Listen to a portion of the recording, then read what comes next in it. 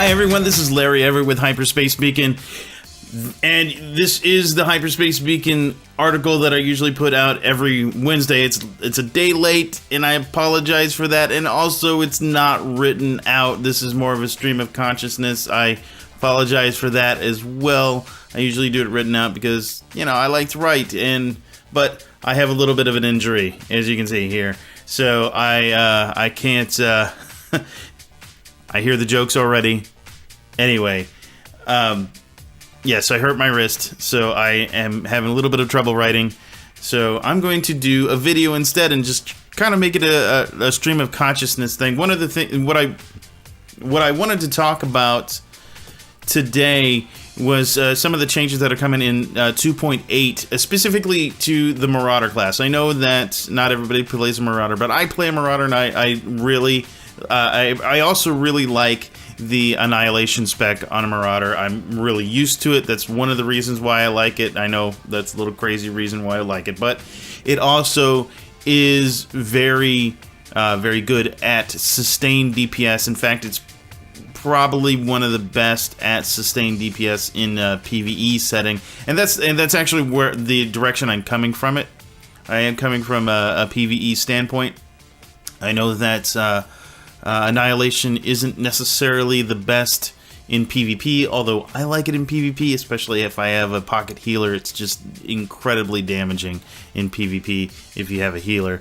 But I want to talk about the changes that are coming to Annihilation here, and which also, by the way, on the Republic side, if you're a Sentinel, this is Watchman. I'll be saying everything from the Annihilation perspective, but I'm sure you can translate things as they apply to your particular class. So here we go. The first thing is the first thing I want to talk about is Annihilate, which is our top tier ability. This is the ability that we get at the very top of the tree, and this usually currently on live servers it costs 5 rage or focus if you're a Sentinel, and they are reducing that to 4 rage, and they are also now making it so that it deals more damage. This is kind of our bread and butter ability. This is the ability that we want to keep going. For instance, this ability will every time that you use it, it creates a stack of Annihilate, and for each stack it reduces the cooldown for Annihilate, so you'll be able to use Annihilate more often, which is good for overall DPS. Again, a single hit from Annihilate, it's a great hit, mind you, it's a great damage dealer, but a single hit from Annihilate on a ticker wouldn't necessarily make it the best ability, because you actually create more damage out of your bleeds and whatnot. And but that being said, if you're able to tick it faster, if it's able to go faster, the more often hit it every single time you're up. If you're not used to playing Annihilate spec Marauder, every time Annihilate is up, you hit it every time, because it does. Just because each time you hit it, it increases the amounts of times you can hit it. You can have up to 4 stacks. So anyway, that's that with Annihilate. Definitely a good change. And just another, going off on the stream of consciousness here. The reason why they've increased this and why they're changing the damage around with Annihilation spec is because they intend. The intention of Annihilation spec is to be the best damage dealer in PvE. Currently, sustained damage dealer. So currently, it's not. Currently, your Carnage spec or Combat spec, if you're a Sentinel, that is. Yeah, currently that's the best damage dealer, and I'm not partial to that one. Although I can play it, I'm not very proficient at it, and it relies a lot more on RNG, and that's not a really good situation when you're dealing in a PvE situation. You want more sustained DPS. At any rate, so So their intention was Annihilate would be the best. Then you got Carnage that's like really good at single target DPS. Then you have Rage Spec, which is good for AoE DPS. So we're dealing with Annihilate here, specifically in this case. In fact, that's the only changes that are currently on the PTSs for the Annihilate spec.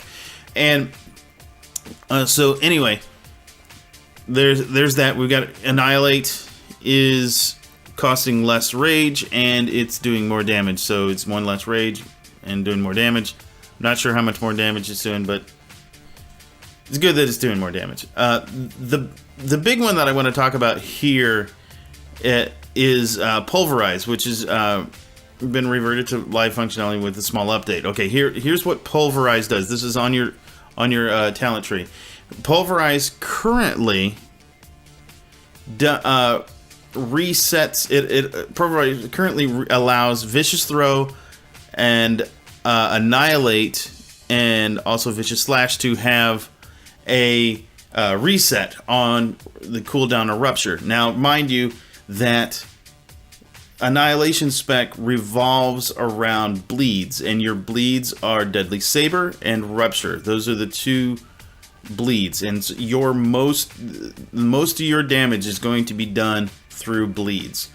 And one of the things that I was taught, and this kind of upset me initially when they announced this, because what they're doing is they're updating Pulverize so that Vicious Throw and Annihilate now have a higher chance of resetting Rupture, which initially to me was kind of a little bit off-putting. And the reason why it was initially off-putting is because I'd heard over and over again about bleed clipping. And to explain what bleed clipping is basically, for instance, there are 6 ticks in the combat log for your Rupture bleed, and if you cut off of that, if you cut off like the last couple of bleeds, then what happens is that you lose DPS, because supposedly, now this is what I had heard, I hadn't actually done the research, and I kind of trusted the guys that were telling me what was happening. They said that the last tick is always going to be more. It's going to be your highest tick. However, I wanted to see, because so for instance, so in this case in Pulverize, if Pulverize was going to make Vicious Throw and Annihilate tick Rupture more often, if you're still ticking a bleed, now this is my original thinking, if you're still ticking a bleed and Rupture becomes available again, then you're not really helping the damage, because your last tick is always going to count for more, and if you clip more often, then you're going to lose damage. Now, I have done. I did a little bit of research here, so I went to. I'm gonna switch screens so you can see. Now, what you see here is Parsec. It is it's the combat log, and I'm just for your information here, I'm not using any kind of extra buffs. I don't have my class buffs. I don't have my stems. I don't have any relics going or anything along that line. So I just wanted to show just kind of raw information, and all I'm really doing here in most of these specs, or most of these combat logs that I'm showing you here, and what I'm doing is just Rupture, so you can see what's happening here. And now anytime there's an asterisk, like right, can you see this? Probably not. Right there's an asterisk. Anytime that there's an asterisk next to the number, that means that it crit. And in this particular case, this is the last one. I think I got 4 crits because I was in them. I did have Berserk going, which Berserk gives me a crit. Every bleed crits. So, but I wanted to show you this particular one, because this one shows emphatically that the last bleed, which is this one right here, I'll highlight that for you. That's the last bleed. It is less than the bleed before it, and that's obvious. They're not critting, so you can see that. So this idea that clipping will prevent your highest hit as far as the bleed is concerned is a misnomer. And although clipping can be an issue because, I mean, for instance, each individual rupture doesn't count for more damage, but if you get so you do want to wait as long as you possibly can to hit rupture again. However, you're losing DPS if you don't hit rupture right after that last tick. So if you're like me and not phenomenally great at, timing everything, I'm not the best at timing everything. If you're like me, it is almost better for you to clip than it is for you to wait, because if you wait, you're not doing any damage at all with rupture. However, if you clip, you're still doing damage at a regular tick. So I think that this initially I was thinking that this change here, I'll go before I go into that, I'm going to show you some of the other ones, just a couple of the other ones, just to kind of prove my point here. See, all these, here's internal damage. All of these here, all 477, all the same amount. And so the last one isn't more. Now here, this one up here, the last one is more, but it's not. I mean, you're talking. I don't think it's not consistent enough. You're not consistently getting more here. This one's actually a crit, but if you notice, this crit in the same string is more than the last one. So I think the idea that clipping, see the same. I think the idea that clipping is going to be overall detrimental is a misnomer. I don't think it's going to be. I again, like I said, you want it to tick all of them before you hit it again. That way you have more consistent DPS. However, it's better to clip than to miss. So if you miss your rotation for whatever, because rupture is on the global cooldown. So if it's going to, you want it to tick as often as you can, and that's really what it boils down to. And so at any rate, that's kind of the idea behind this stream of consciousness. Is I think that these changes that are coming to Annihilation spec, I am really looking forward to see how they actually perform and in real life situations, if you will. But I do believe that this is definitely a good step and a step in the right direction to make Annihilation more viable. I mean, some of the issues that I'm running into personally with Annihilation spec are kind of minor, although I think that they can.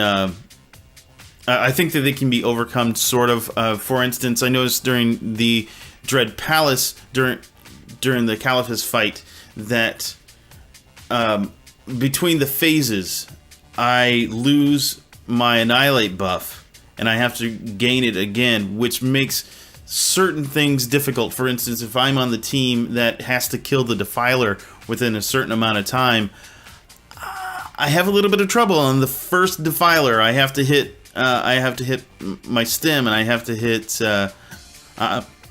I have to hit Bloodthirst and things like that to keep my DPS up. But again, that's kind of a minor thing. I think they've made some great strides towards making Annihilate the best spec, or at least the spec that they intend it to be. I should say that the spec that they intend it to be, and I appreciate that. If you have any questions, I would love to answer. If you were looking to play a Marauder, if you're looking to play a Watchman on the Sentinel side, hit me up in the comments below. I will do my best to answer any questions that you have, and especially regarding the changes that are coming up in 2.8. And if you like what you see here, be sure to follow us on Twitter at HSBeacon. You can follow me personally on Twitter at Shadow, SHADDOE. We are, of course, on Tumblr as well at hyperspacebeacon.tumblr.com.